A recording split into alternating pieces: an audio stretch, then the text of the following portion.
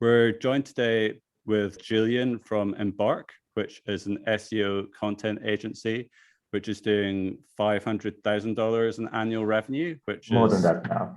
more than that. Thanks, Julian. Which is absolutely insane for like a bootstrap startup. It doesn't have any venture capital or anything like that. So we're going to be asking Julian tons of questions about that. I'm going to start off, and then I'll be inviting High Signal members to kick in with their questions.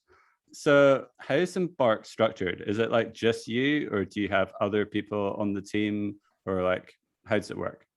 Okay, so there are two levels. I hire freelancers for the writing projects, basically, but I also have this core team that consists of founders, actually.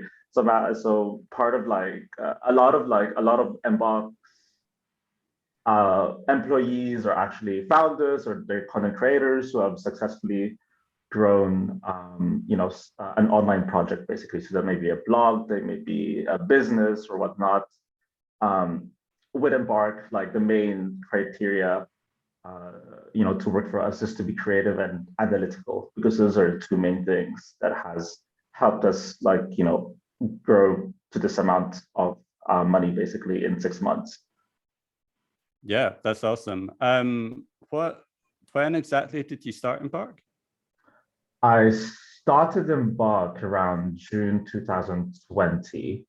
Basically, I was very unhappy with my job as a content strategist for a social travel app.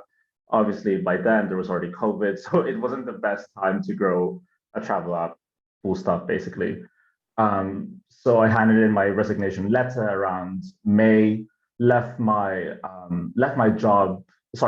in my resignation letter around May, found an Embark around June 2020, and left my job around July or August. I had a 3-month notice basically, and I went full time on Embark around August 2020. Yeah. Wow. So you're over 500K a year after just like less than 2 years. That's crazy.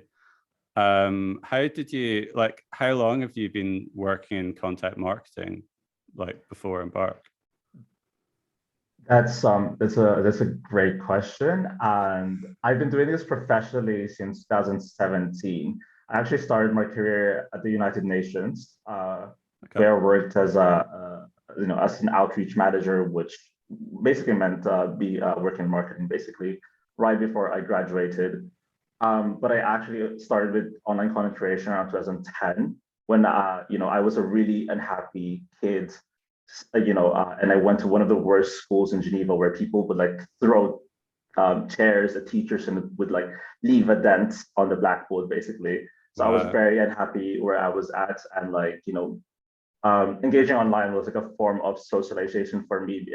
It was a place where I could find my tribe, basically. So when I was young, when I was 15, 16, I started a travel blog of traveling around Europe on a very strict shoestring budget, which basically consisted of like just taking the bus and stuff, working at hostels, and I also had a writing community, which is actually one of the best writing communities back then for teenagers. They actually won some awards, and those experiences helped me study at uni on a Fulbright scholarship, basically. So yeah, I started in tech, working for Mailjet, which is an email service provider based in France. And that's where I learned the terms behind the things that I've really known for a long time, like SEO, content marketing, search engine results page. And it was really easy to get promoted afterwards, because I already knew how to make them work. I just didn't know the terms behind them. And that's where I am right now. I'm working full time on Embarque as a founder, basically. Yeah, that's awesome. Well, it's really good that you could find like a outlet to escape your horrible skill, and it's paid off amazingly. So that's great. How did you I guess a question I see a lot online is, everyone wants to know how to get their first dollar on the internet and everything. How did you, when you're starting out, you don't have any like, back history or whatever. How did you get your first clients? It's really funny, actually. I just started interacting on Twitter. I just started getting into conversations. So how I got into the indie making community is basically through Anne Law. I helped her launch Maker Mag, which at the time was one of the first blogs catering to indie makers. I was one of the founding editors, and through that, I really grew my network. I never focused on building an online presence. I was more focused on like building connections with like founders, I guess. And even now, I'm like, building an online persona isn't really a top priority of mine. I really prefer interacting with founders or even with just other passionate people. And like, that also is reflected in the way Embarque is built, in the sense that like, I love to hire founders as well. But yeah, so like how I got my first clients, I just started interacting on Twitter. One of the first articles on Maker Mag was an interview that I had with Ryan Hoover. Cool. And I managed to actually grab the interview just by sending him an email. And that really put me on the map, basically, in that like more and more people will hire me for freelance writing work. And that's where it all started. And I've used the same techniques for Embark. I really just interacted with people online. I have like this private list of people that I want to become clients of Embark, and I just interact with them like on a regular basis until like, oh, this guy is so annoying, but he actually provides value, basically. Yeah, that's awesome. And yeah, it's really good that you like were able to shoot your shot and like get someone like Ryan Hoover. I'm kind of doing the same at the moment, where I'm like trying to get a rejection every day this month. So like really put myself out there. Val, you've got a couple of questions. Do you want to kick us off? Hey, Julian, nice to meet you definitely for the first time. So for disclosure, I've been using Julian's agency for, I think, 2 months now. Very happy with it. And I have a question about your client churn rate. What is it? Do you actually have a client churn rate? And following up on that, what is the biggest misconceptions your clients have when they initially approach you about SEO, or maybe they don't have any and they're very clear about what to expect? Client churn rate has actually been decreasing over time, in the sense that like when I was just starting out in Embarque, I didn't really know like what clients to target. So my methods were very clumsy, to say the least. It's funny because like now that our prices are higher, we actually have less churn rate, and the churn primarily comes from very early stage bootstrap business that really don't have a lot of budget for SEO. So they pay us within the range of $500 to $800 per month, basically. You have to understand, just to contextualize this, most of our clients, like our average order value for April was $1,700, basically. So like, we get like one customer churning every month, and this customer pays around $500 to $800 per month. So that's very negligible in the larger scheme of things, if that makes sense. To be honest though, like when it comes to like customer experience, we treat everyone equally. We try not to like, we try to have to like be as attentive to like the $500 per month customers, as well as to the ones that pay us more, basically. So that's why our churn has been very low. Yeah. Cool. So the follow-up on that was, what are the biggest misconceptions your clients have when they initially approach you about what they're expecting from SEO, or are there any? I always give them a timeline, and they always panic until they actually realize that the traffic is increasing. The thing about SEO is that it's really a slow burn until a certain month where it just significantly increases, basically. And I always tell clients about this, trajectory, this timeline, but it's really hard to conceptualize it until it actually happens. So when it comes to, what the biggest misconception is it's around like when will it bring me results and how it will bring me results basically. Because you've experienced like SEO growth. You know how it can go from 0 to 100 in a matter of weeks basically once it starts to happen, but before that it's very slow basically. Yeah, definitely. Right. Cheers, man. Cool. Thanks for your questions, pal. Ronan, I think you've got a question or two. Hey, Julian, nice to meet you. Yeah, I was wondering, like, what are the biggest mistakes you see founders making when starting out with SEO? Ending early, definitely. Ending early. That was really easy to answer. Ending early, or stopping after the first or second mark because it's not growing as fast as they expected. A lot of times like people have expectations over SEO, but they don't really understand what these expectations are themselves, basically. And when you drop SEO after the second or third month, it wouldn't provide the results that you want SEO to provide, mainly because it's a compounding growth kind of situation, basically, in that like once you stop pushing content or whatever, the results that you would be getting after the 6 months wouldn't be as large as if you've continued, basically. So even if you don't hire us or whatnot, I really suggest that early stage founders write content themselves, just so that they can have this wealth of content like building up over time, basically. Yeah. So actually, that's also one of the reasons why why this April we've decided to like introduce like longer term plans, basically. And a ton of our clients basically converted to the 3 month, 6 month long plans. They've been clients for like almost like 6 months now, and they've seen the results, basically. And that's really the timeline I give to my clients. Like SEO start to take its effect around the 3rd or 6th month, really depending on various metrics, basically. Okay. And I was wondering as well, like how niche can you go with your clients, with the content that they request? Good question. What do you mean? What do you mean by that? In terms of keyword research, we definitely prioritize scaling traffic first. So that involves like targeting low competition, high volume keywords. And you have to understand like the way that people search online is in pretty generic terms. So we try to like prioritize targeting those keywords, basically. But in terms of clients, I mean, we have like a client that caters to space related jobs, I guess. So like pretty niche, but at the same time, not really that niche. I think Camphy's got a question. Because SEO is such a sort of every online business can use it, do it, or abuse it.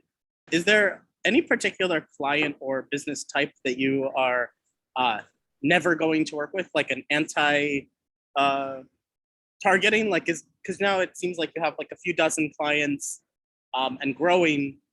Are there people that have even reached out and are types of people you don't have to name names, but that you would never work with, any type of thing? That's the question. We've been recently rejecting, founders who haven't achieved product market fit with their products. So that's a type of prospect that we would like reject, mainly because Embarque specializes in scaling growth through SEO, and we can't really scale growth if your churn is high. That's pretty obvious, you can't right? Multiply 10x of 0 is still 0. Yeah, exactly. It's still 0, exactly. If there's a leak in the funnel, then we cannot go forward, basically. Obviously, I do think that there's some businesses that just aren't good for SEO, and an obvious example of that is, I mean, Uber, basically. Like Uber will never benefit from SEO, and that's a really extreme example. We do some basic keyword research, and we're pretty transparent. We're pretty honest when we say like when we can't find the right keywords for this client. Basically, we just say it outright, and we just offer them a refund, basically. But that's almost never happened in the past 2 years. That's only happened once, basically. It really depends on like the business, right? And like what kind of what kind of like niche they're targeting. Like if their features, their functionalities aren't search ready, then like, yeah, it's going to be hard to grow through search, if that makes sense. Yes. Thanks for that, Kamfi. I think our final question is probably going to be from Anna. Thank you so much. Thank you so much for this opportunity. So my question is more like on the maybe managerial side of the story. We all know lots of businesses that popped up recently on unlimited design base, right? I love this question. It is as much as you can. The design joy that has been mentioned also. Yes. So what do you think is the main reason for the failures this company usually goes through? Is it the product side, because SEO is much more automated in its nature than the design, or is it actually the team factor? Is it the management? I love this question. I love this question. It's such a spicy question as well, basically.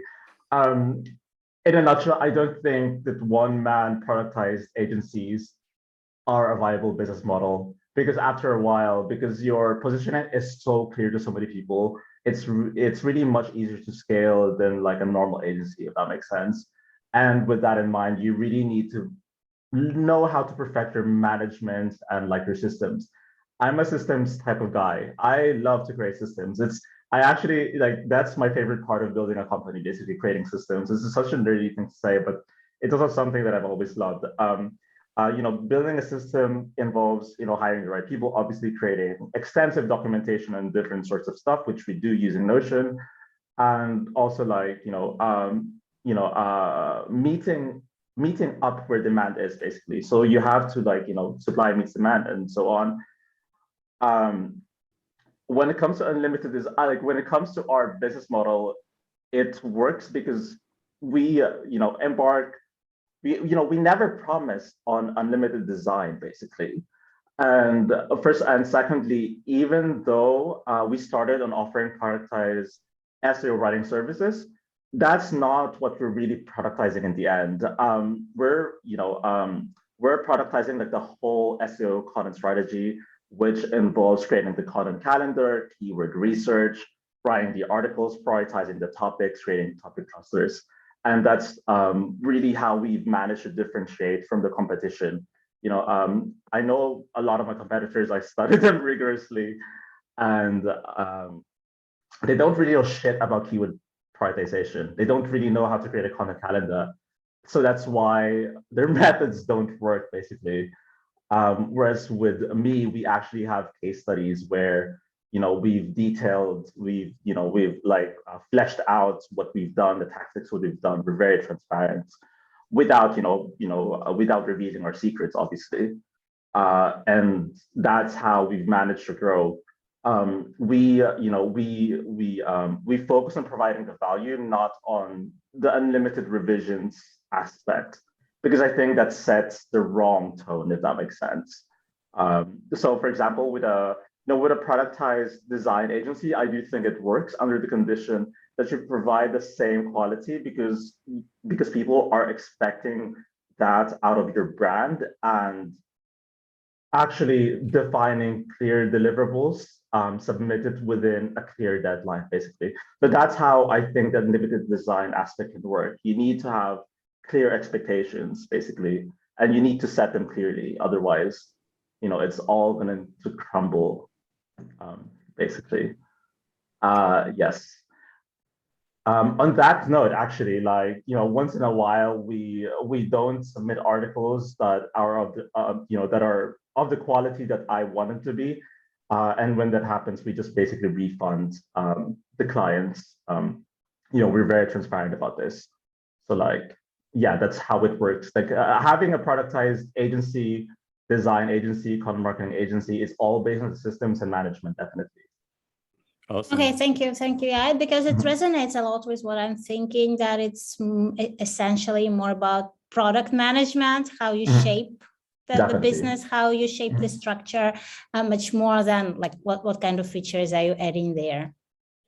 Yes, definitely. And when you do add features, you need to be able to, meet, you need to be able to meet the demand for it, basically. And that's where, creating the systems becomes important. Okay, thank you. Okay, awesome. That was a really good question. I think we've actually got one more question from Val about AI. Oh.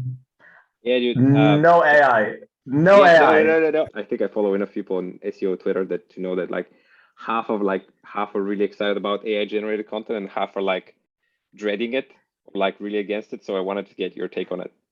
My take on AI writing tools is that they're not sustainable, mainly because writers aren't good editors, essentially.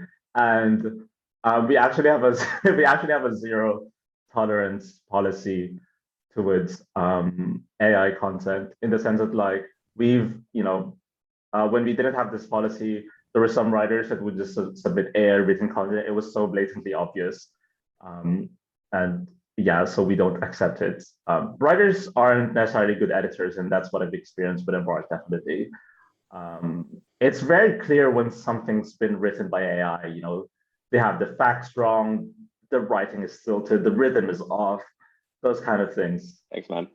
Cool. That's good to know. A balanced opinion on AI. No, that's cool. Cool. Well, thanks a lot for joining us on High Signal. We meet every week, like I said at the start of the show, and we just talk about our startups basically and hang out and help each other. And we've got a whole like really nice blend and balance of different types of founders. So it's really good that we can kind of complement each other's skills and interests.